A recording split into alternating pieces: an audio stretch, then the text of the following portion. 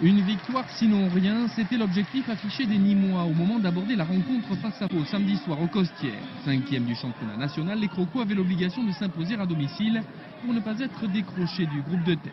Ce match face au tombeur de leader Valenciennes avait tout du match piège et cela s'est vérifié sur la pelouse à bout de souffle du stade des Costières.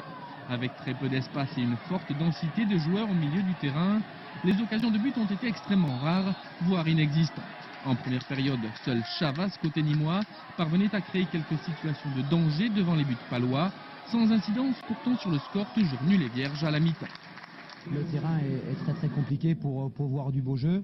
Il y avait un adversaire de qualité, il y avait de la fatigue et un terrain qui était pas facile à jouer. Et tous ces ingrédients ont fait qu'il ne pouvait pas y avoir de grandes envolées.